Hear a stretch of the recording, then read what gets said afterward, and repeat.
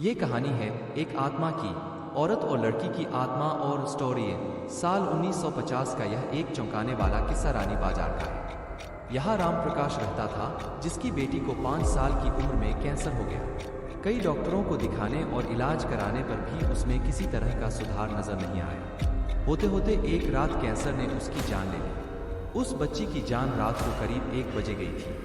उसी रात को पास के ही एक गांव की महिला मोहिनी को एक ट्रक ने टक्कर मार दी थी। मोहिनी के परिवार वालों ने पूरी विधि के साथ उसे अंतिम विदाई दी। अब बच्ची के परिवार वाले भी उसे दफनाने के लिए जंगल की तरफ निकले। जंगल जाते समय अचानक से उस लड़की के शरीर में हलचल हुई। सभी हैरान हो गए कि मृत लड़की का शरीर कैसे हिल रहा है। थोड़ी ही देर में लड़की जिंदा हो गई और उसके परिवार वाले खुशी खुशी उसे अपने साथ घर ले आए। किसी को इस बात की भनक नहीं थी कि उस लड़की के अंदर उसी रात ट्रक से टकराने वाली मोहिनी की आत्मा घुस गई थी।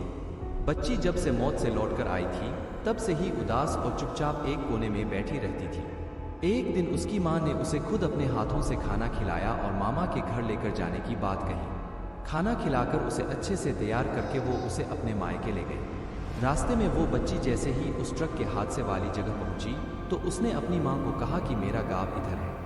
माँ ने उसकी बातों पर बिल्कुल गौर नहीं किया और उस बात को हंसी में टाल दिया। कुछ ही देर में वो अपनी बेटी के मामा यानी अपने भाई के घर पहुंच गए। 1-2 दिन बाद मामा जी के घर के आसपास ही बच्ची के अंदर घुसी मोहिनी को अपनी पड़ोसन सिमरन दिखी। उसने जोर से उसे नाम से पुकारा। सिमरन ने पलटकर देखा तो एक छोटी बच्ची थी। उसे बड़ी हैरानी हुई कि इस लड़की को मेरा नाम कैसे पता है। तभी मोहिनी ने अपने साथ बीती सारी बातें उसे बता दी।